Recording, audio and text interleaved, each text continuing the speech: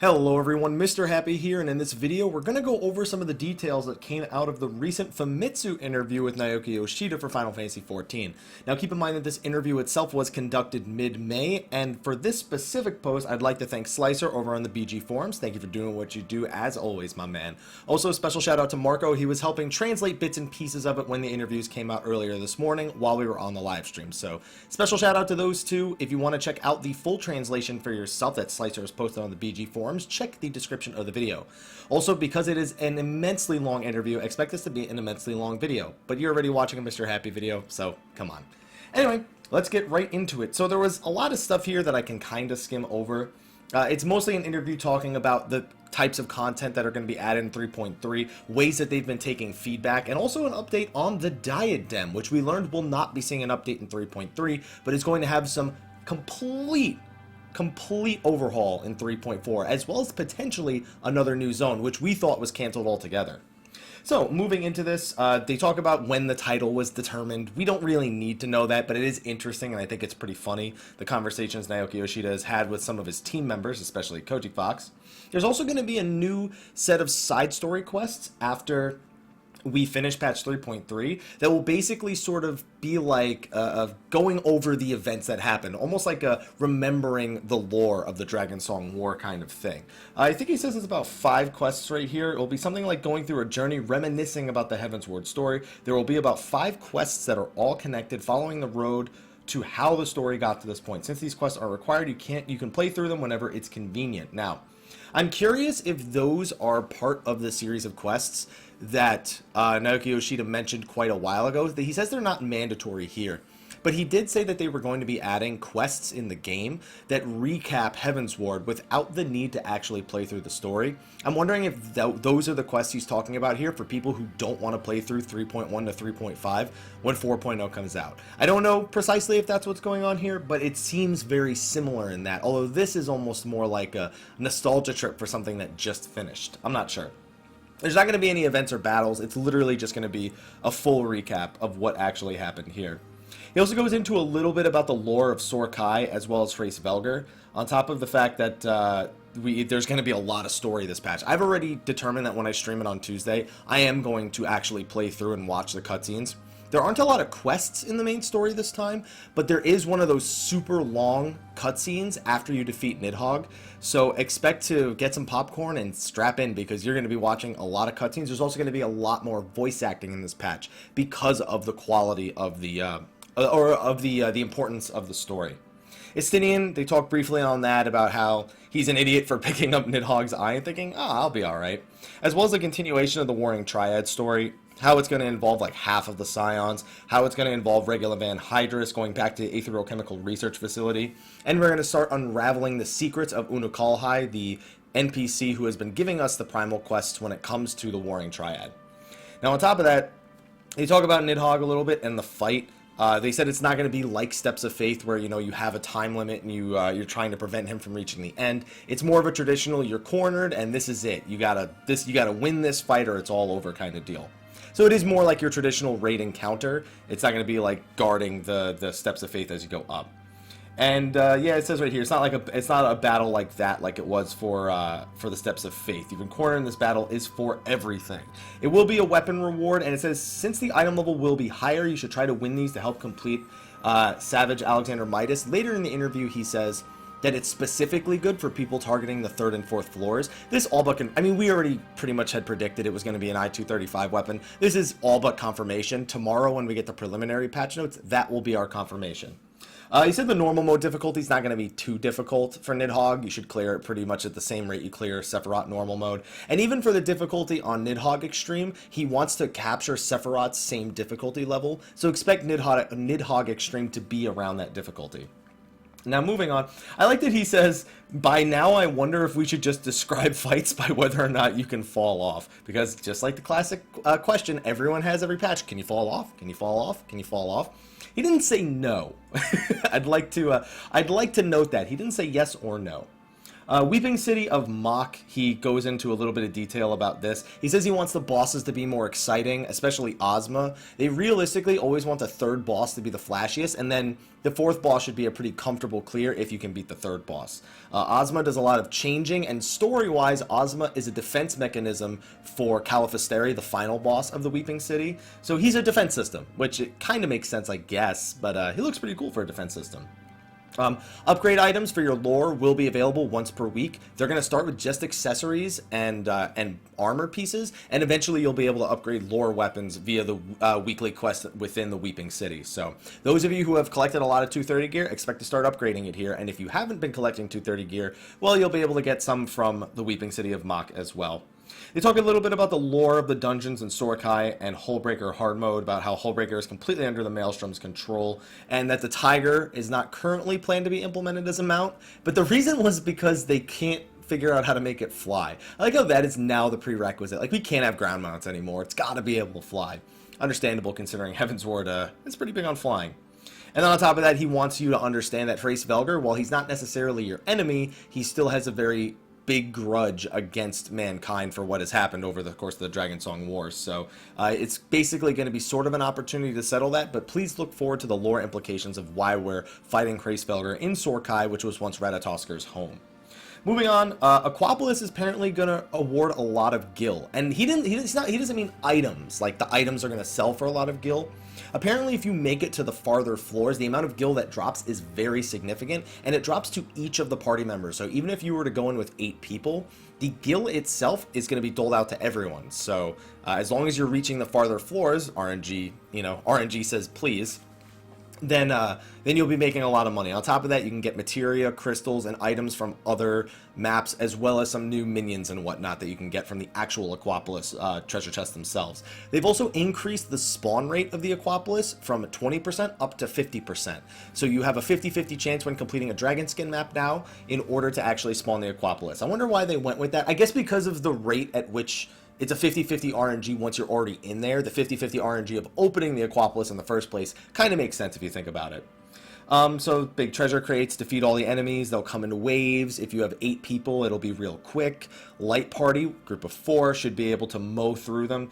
And it looks like you'll be able to change. I think they said you could change jobs once you're inside. Let me see. Can you change jobs once inside? Yeah. Okay, so even if you want to change your composition up once you're inside, you can if you really want to. He says that even if you just have a healer and a tank, you can take on anything. So, I mean, it may take a while, but it's doable with 2 people, it sounds like, right there. Let's see. And also, so one thing that they actually mentioned that isn't in this interview that I want to touch on is because they're afraid of the number of people zoning into the Aquapolis may be too high for the servers to handle. What can actually happen with the Aquapolis is if there's an error of any kind zoning into the Aquapolis, it says a zone is full or whatever, you actually get what's known as a Master's Thieves map, and that will let you spawn an Aquapolis portal on its own. So that's a pretty cool thing to do, sort of as a backup in case there are issues. Instead of waiting for something bad to happen, they are instead creating a system that, unfortunately, we shouldn't need a system like that, but it's better to have a system like that in place than to not have one at all. On top of that, once you've spawned an Aquapolis map, you can actually recruit more party members once you've doled out the loot. You just have to make sure you do it before the portal itself disappears in 10 minutes. Let's see, moving on. Since the gil reward can be high, it's good to team up with other players. Gil pays out to each person individually rather than being divided up, so there's no loss with more adventures involved. That's good, because you always want to be able to just say, yo, I just got an Aquapolis map, who wants in? Come to this position. We got 5 minutes before it disappears, so that's pretty cool.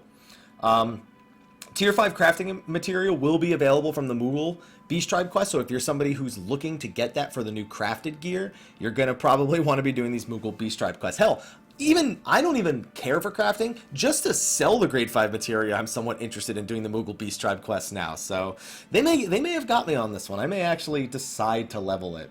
But it's going to be very similar to the Ixals here, and it's going to be very story driven, but crafting is really going to be the main focus for this one right here. Let's see. There's a little bit more talking about the story here of the fact that Moglin wasn't shown in the teaser for the Moogle Beast Tribe quests. Mischief is a sign of their affection. Hey, if they're providing you with mischief, it means they love you and means you want to kill them. Anyway, let's see. Tier 5 crafting material will be available as set rewards. There will also be Tier 4 material, so it should be obtained quite easily. Okay. That'll be for both crafters and gatherers. So it's tough to know whether you should use tier 4 or tier 5 in the overmelt slots. Animal weapon, they talked about very briefly. Nothing really new here. He just talks about that it's probably going to take quite some time in order to increase it. It's going to be the equivalent of having 3 materia slotted into the equal equivalent item level. Most people are putting that at I-240, which I would be surprised to see it as anything else.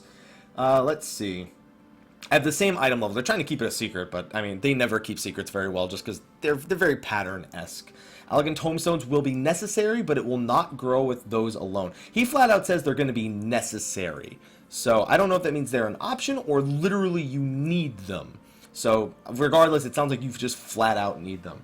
Now he also mentions things here. The time efficiency will be different for each item. So there are also goods available for people who want to get the enhancement in the shortest possible time. But there will also be a path to completion available for players who want to do this more casually in a day-by-day way and complete it over time.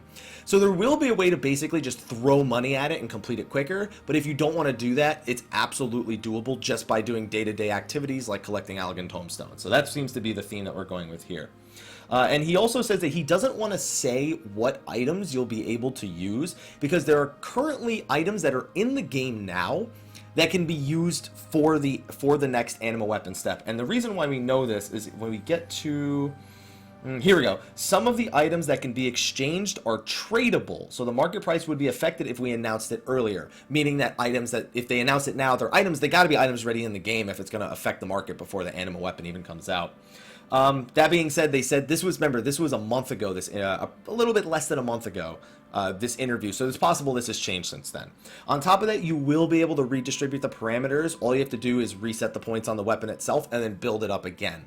So I don't know if you'll have to reset all the points, if you could just reset one of the parameters. It's not made entirely clear, but you will be able to redistribute points if you decide that you want to.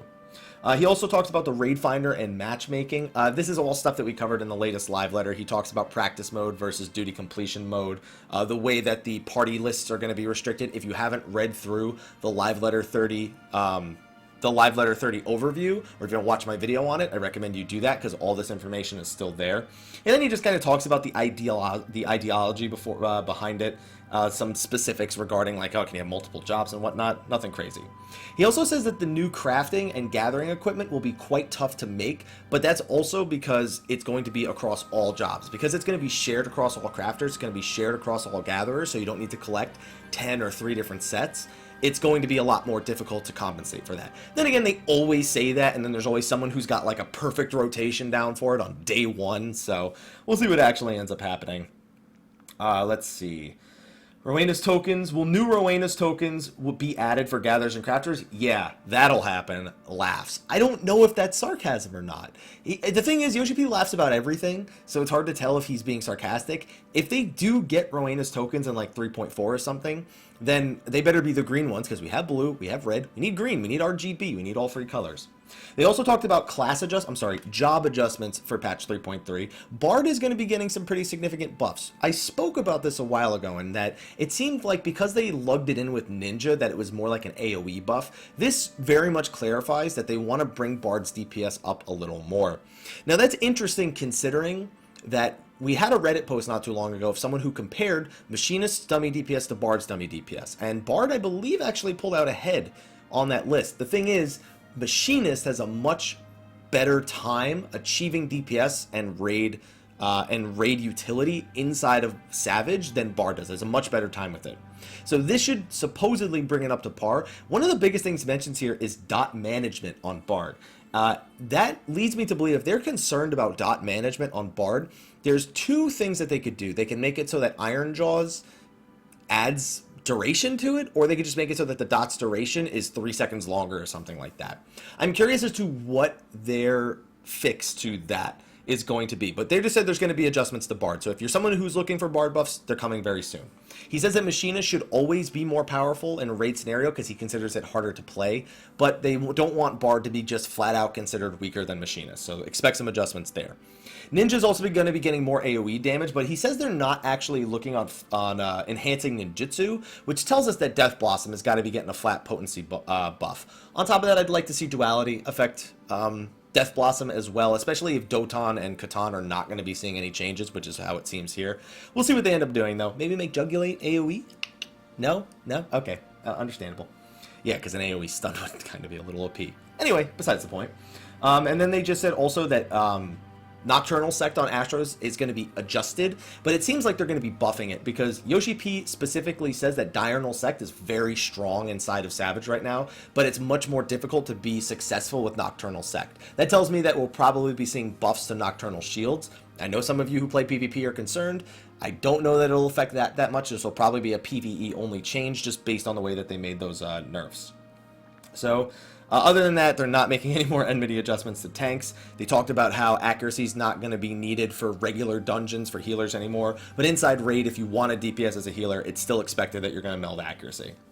They also talk about Alexander Midas and its balancing for Savage mode, why they balanced the 6th floor over the 7th floor, and on top of that, if they may make any sort of other changes, it's being considered right now some sort of adjustment, but that Yoshi P himself is not fond of nerfing a tier while it's out. He's not actually very fond of the A6 Savage nerfs in the first place. He just kind of said, I don't want it to be harder than A7. That was the only thing that really drove him to allow it. So, on top of that, they are already in the balancing aspects when it comes to the final floors of Alexander Savage and Alexander as a whole. And then he expects that, and he actually says he's pretty happy with the clear rates on 5 and 6 now. 7 and 8 are still kind of up in the air, but he wants to see how people react to getting higher item level before he considers anything else. Especially with the 4th battle, which is causing people a lot of headaches. And then they're still working on this. Now, Diadem was something that we expected to get changes for in 3.3. Back before 3.2 came out, but sometime after 3.1, they had pretty much deemed Diadem a complete failure in that giant post where they basically detailed everything wrong with 3.1 and why it went wrong and what was their mentality behind it.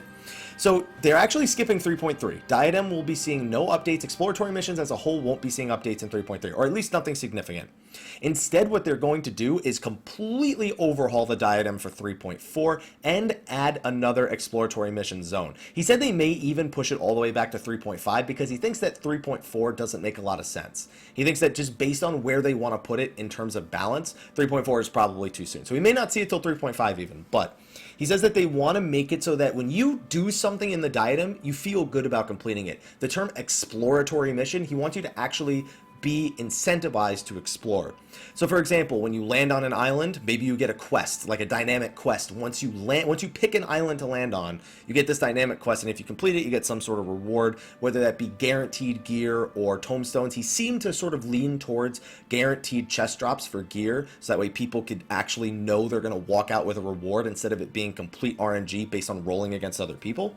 That would be really cool, but a lot of this is combining current details and old details, so odds are things have changed since then. On top of that, he also mentions a full area raid idea, where he legit wants to make a fully functional raid boss that requires everyone in the zone to participate in. He doesn't want it to be a pushover like a large-scale Fate. He says he wants there to be a larger emphasis on actual mechanics. And he wants you to basically be people to be shout coordinating, being like, Alliance A on this, go do this mechanic over here. So it's an actual thing that requires everyone's attention. And that is something that I've asked for in the Diadem, and I know other people who have asked for that. Something that is an actual challenge. That would be really cool. I think that they can get this right. This will be what Diadem should have been. Oh, super boss spawned on an island. Let's go do that. Not, oh, I have a gold chest. Come fly over to me so we can wreck this motherfucker and get some gear. And then something more seriously mechanical than a Fate. I think that's right. I think that this sounds like a much better iteration, but Diadem sounded okay when we first saw it coming out, when we first heard about it. I'm skeptical. At best. Diadem might be just be something that's better left dead. But if they have something, they think they can overhaul it, make it a worthwhile piece of content, and make it honor what, really this kind of old exploratory content was in old RPGs, that would be cool. If they can achieve that, I'll be very happy for them. If they don't achieve it very well, just let it be. It's just something that didn't work. You don't have to make every idea work, Square Enix. It's great when they do, but not every idea is going to stick, and not every idea is necessarily desired. Now, on top of that, he goes into talking about Deep Dungeon. So we've confirmed we're going to have 50 floors. I put out a video about Deep Dungeon earlier before this interview came out. We have confirmed there will be 50 floors when it comes to the first tier of the Deep Dungeon. Now, after you complete the first 50 floors, there's going to be a quest, there's going to be some story involved. And by the time we've completed Palace of the Dead, it will go all the way to floor 200. Now, this is, of course, over however many patches they decide to add it. Maybe it's 4 patches, maybe it's 2, maybe it's 3, but we're only starting with 50 floors, and we eventually want to go all the way up to 200 floors. On top of that, he kind of goes into elaboration of how your damage and some of the different things that you're going to have to be dealing with while you're in there, because you literally only have an attack and defense parameter that upgrades when you open chests and things like that. You don't have to worry about your gear from the outside world. It's literally going to be an entirely different balancing thing from the outside world, from outside of the Palace of the Dead. You can't change jobs when you're inside. But he even recommends that you bring some medicines like potions and Phoenix Downs, just in case you want to run with maybe 4 DPS and no healers, or you want to run with something that's, just really weird. 4 DPS, he recommends bringing potions and Phoenix Downs, especially considering that there are a lot of things that can result in death, including... He mentions traps here, like for example, you can turn into a manticore, which just one-shots enemies. And then on top of that, there are also landmines and other traps that you can step on that may lead to, as he says, a catastrophe. So overall, the more I see about Deep Dungeon, the more excited I am. The more it sounds like they've really thought it out, and it's not just go through rooms, kill enemies, move on. Looks like there's a lot of different things you have to consider once you're in there, as well as the rewards that you get for completing the 50th floor, because it seems like a 1 to 50 run is something that is conceivably doable in a single run, or almost expected of you to do in a single run. I'm curious how its progress saving is going to work. That is one thing we still have not heard about yet, because he made it seem like progress was saved as you were doing it, so you weren't forced to do it all in one sitting.